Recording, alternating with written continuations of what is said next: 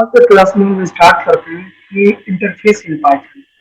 Interface क्या होता है पाइथन में? एक्सप्रेशन परफॉर्म करने का दो तरीका था। एक्सप्रेशन क्या होता है वो भी हमने देखा। एक्सप्रेशन परफॉर्म कराने का दो तरीका था हमारा। एक था स्टैट क्लास, दूसरा था interface. Stat class last class में हमने देखा। स्टैट क्लास मतलब किसी भी क्लास के अंदर अगर एक भी मेथड स्टैट है तो वो क्लास क्या हो जाता है? स्टैट क्लास हो जाता है। आज हम देखते हैं इंटरफेस। इंटरफेस क्या होता है? Interface is nothing but stat class. Interface भी एक तरह का abstract class here which contains only abstract class but not any normal method.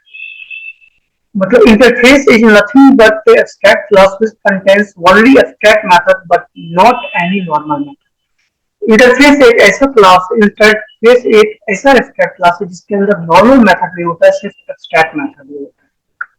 ठीक है। अब सारा abstract मेथड होगा तो कोई भी मेथड का इंटरफेस क्लास में बॉडी नहीं होगा, उसका बॉडी नहीं हो रहा होगा। ठीक है। और एक चीज और होता है कि जितना भी मेथड इंटरफेस क्लास में होता है, किसी भी क्लास में जो भी चाइल्ड क्लास इस इंटरफेस क्लास को इनहेरिट करेगा उसमें ये सारे मेथड को कॉल करना जरूरी होता है। कोई भी एक ऐसा नहीं है कि एक मेथड को कॉल कर ली, एक मेथड का वहां पे इंप्लीमेंट। सारे मेथड जितने भी मेथड यहाँ पे मौजूद है वो सारे मेथड का चाइल्ड क्लास में वहां पे बॉडी दिखेगा।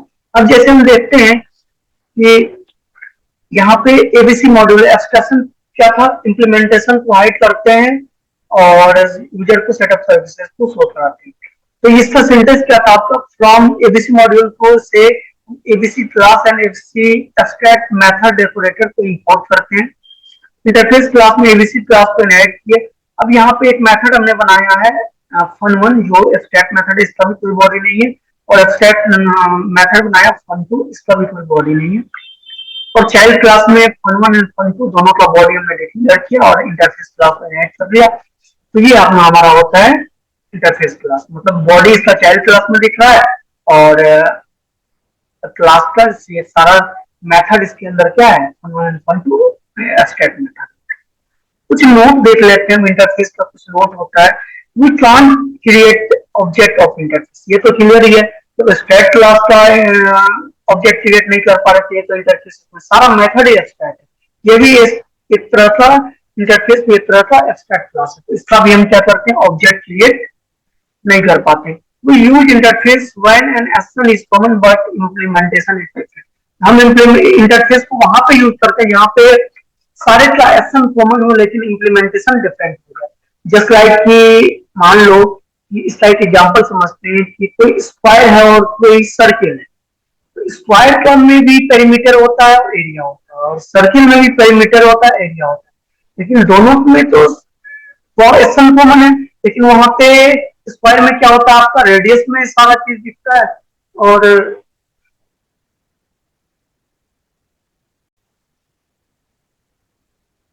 अब क्या करते हैं कि इसका कुछ नोट देखते हैं कि इंटरफेस क्लास का हम क्या करते हैं? ऑब्जेक्ट क्रिएट नहीं कर पाते, क्योंकि ये भी एक तरह का स्टैट क्लास है। स्टैट क्लास में तो कोई भी एक मेथड है, हमारा स्टैट मेथड था तो वो क्लास स्टैट क्लास है। यहाँ पे सारा का सारा स्टैट मेथड है। तो मीन्स इंटरफेस भी एक तरह का स्टैट मेथड और इसका भी ऑब्जेक्ट क्रिएट नहीं कर सकते। वही यूज इंटरफेस जहाँ पे हम इंटरफेस वहां पे यूज करते हैं जहाँ पे एसएन कॉमन है और इम्प्लीमेंटेशन हमारा डिफरेंट होता है। एसएन कॉमन कहने का मतलब कि मान लो आपको अभी जैसे हम बता रहे थे कि स्क्वायर है और सर्किल है, दोनों में एरिया निकलता है, एरिया होता है और पेरीमीटर होता है। लेकिन दोनों का जब वो परफॉर्म कराने का सिनेरियो क्या होता है? डिफरेंट होता है। जैसे अगर आप एरिया स्क्वायर की बात करो तो वहां पे होता है आपका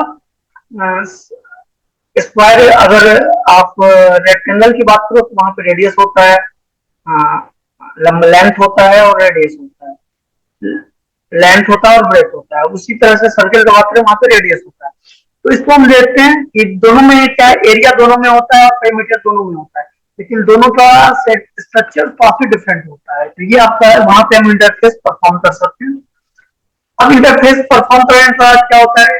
सिंटेक्स क्या होता है कि यहाँ पे सिंटेक्स देखते हैं इसका कि हम एबीसी मॉड्यूल को यहाँ पे इंपोर्ट एबीसी मॉड्यूल को इंपोर्ट किए, इसमें से ABC class and abstract method decorator को हम इंपोर्ट किए। अब यहाँ पे डिफाइन कर रहे हैं इंटरफेस।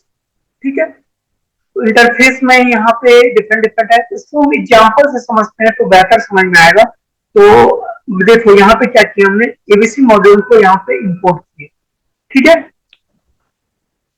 और यहाँ पे एब्स्ट्रैक्ट मेथड हमने परफॉर्म किया, तो हम यहाँ पे देखते हैं कि शेप एंड पेरीमीटर दोनों को यहाँ पे परफॉर्म करके यहाँ पे हम देखते हैं, ठीक है। तो आते हैं हम वापस से अपने एक मेन मेथड पे, थोड़ा सा इसको स्क्रीन कर देते हैं छोटा, और यहाँ पे करते हैं हम होल्ड ऑन इट, थोड़ा सा ये थोड़ा सा इसे क्रिएट कर रहा है, तो एक मिनट में बस हम अब हम इंटरफेस क्या होता है। इंटरफेस एक ऐसा एब्स्ट्रैक्ट क्लास है जिसके अंदर सारा का सारा मेथड क्या होता है, हमारा एब्स्ट्रैक्ट होता है। इस टाइप के क्लास को हम क्या बोलते हैं, इंटरफेस, ठीक है। इसके कुछ एग्जांपल से हम समझते हैं, इंटरफेस का एक एग्जांपल के थ्रू इसको समझते हैं तो बेहतर समझ में आएगा। तो एक हम देखते हैं यहाँ पे आपका दिख रहा है कि एबीसी मॉड्यूल है, एक्सप्रेशन को परफॉर्म कराते हैं हम, जो पाइथन में बाय डिफॉल्ट एबीसी मॉड्यूल है उसके थ्रू परफॉर्म कराते हैं। यहाँ पे एबीसी क्लास को इससे इंपोर्ट कर रहे हैं और एब्स्ट्रैक्ट मेथड डेकोरेटर को यहाँ से इससे इंपोर्ट कर रहे हैं। अब यहाँ पे इंटरफेस को हम डिफाइन कर रहे हैं, तो इसमें सिंगल लाइन कमेंट में यहाँ पे हमने लिख दिया है कि इंटरफेस को यहाँ पे डिफाइन करें। अब क्लास शेप नाम का एक क्लास हम बनाते हैं, ठीक है, जिसके अंदर हमने एबीसी मॉड्यूल को क्या किया, इंपोर्ट किया, एबीसी मॉड्यूल को इनहेरिट किया है। तो इसका जो एबीसी क्लास का जो भी प्रॉपर्टी जो किसमें आ गया, शेप क्लास में। अब यहाँ पे एक हमने मेथड बनाया एरिया, और इसका यहाँ पे इससे पहले कौन सा डेकोरेटर है, at the rate abstract method, मतलब ये एरिया मेथड क्या हो गया, हमारा एब्स्ट्रैक्ट मेथड बन गया। और यहाँ पे एक मेथड और हमने बनाया पेरीमीटर नाम का, इससे पहले भी डेकोरेटर यूज किया हमने एब्स्ट्रैक्ट मेथड, मतलब एरिया और पेरीमीटर दोनों मेथड हमारा इस क्लास में क्या है, कि एब्स्ट्रैक्ट मेथड है। तो मतलब ये क्लास में एक भी में सारा मेथड एब्स्ट्रैक्ट मेथड है, तो ये क्लास शेप क्या हो गया, शेप है हमारा इंटरफेस क्लास हो गया। अब एक दूसरा क्लास हम लेते हैं रेक्टेंगल नाम का, रेक्टेंगल नाम के क्लास में हमने शेप को इनहेरिट किया, ठीक है। और यहाँ पे डिफॉल्ट कंस्ट्रक्टर हमने दिया जिसके अंदर में दो पैरामीटर हम पास कर रहे हैं, एक है विड्थ, दूसरा है हाइट, ठीक है। विथ को यहाँ पे हमने डिफाइन किया, सेल्फ डॉट विथ में विथ क्या आएगा और सेल्फ डॉट हाइट में हाइट आएगा। सेल्फ क्या हमारा रेफरेंस पैरामीटर है जो करंट ऑब्जेक्ट को पॉइंट करता है। आप चाहो तो यहाँ पे इसको विथ को प्रिंट भी करा सकते हो, दोनों आपका प्रिंट भी हो जाएगा। तो हम क्या करते हैं, यहाँ पे इसको प्रिंट भी कर लेते हैं,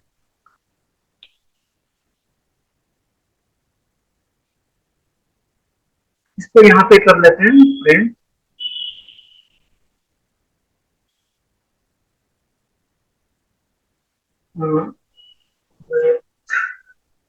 एच क्या दे देते हैं विथ इसका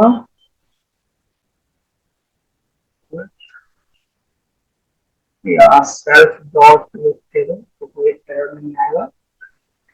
और इसी अनुसार यहाँ पे इसका हाइट भी आप प्रिंट कर लो,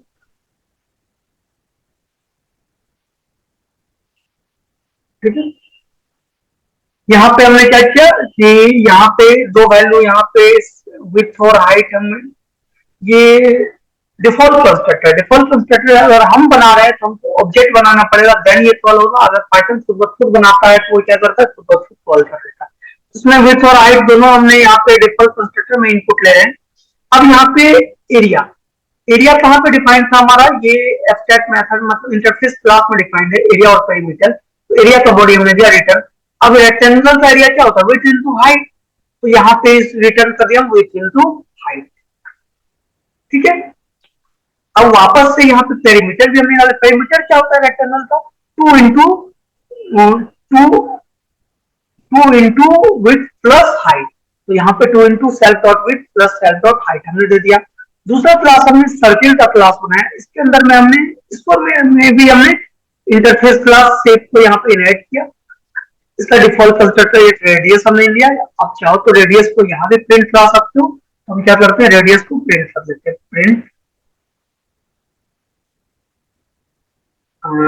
रेडियस इज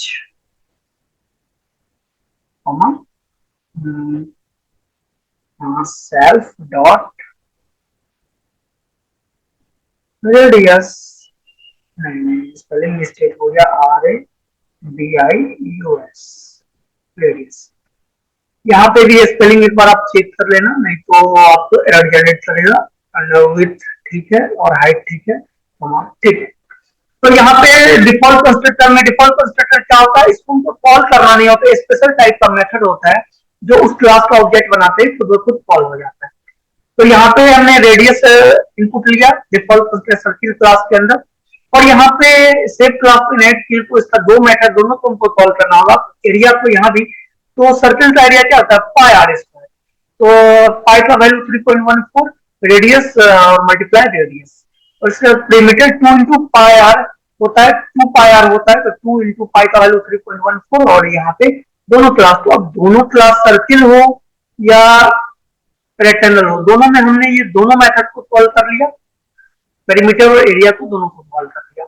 अब क्या करते हैं, यहाँ पे यूज करने का रेक्टेंगल क्लास का हमने एक ऑब्जेक्ट बनाया और दो वैल्यू यहाँ पे विड्थ इसका 5 पास किया, और यहाँ पे इसका हाइट हमने 4 पे पास किया।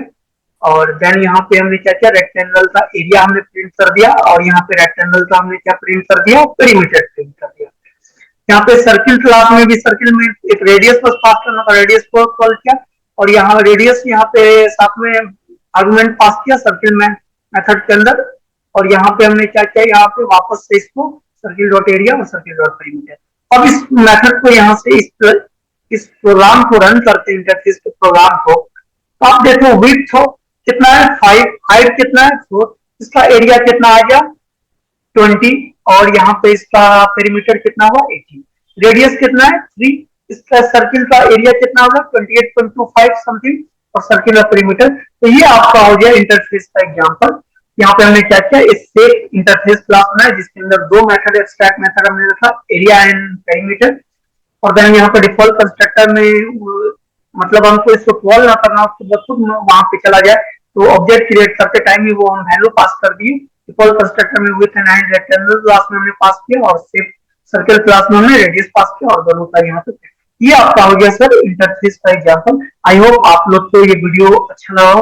अगर आपको अच्छा लगा, पसंद आया या इंटरफेस समझ में आया तो लाइक करें, सब्सक्राइब करें एंड फॉलो करें। Thank you all of you. आज आने वाले नेक्स्ट क्लास में हम पाइथन के और कुछ वीडियो देखेंगे जो आई होप आप सबके लिए हेल्पफुल होगा।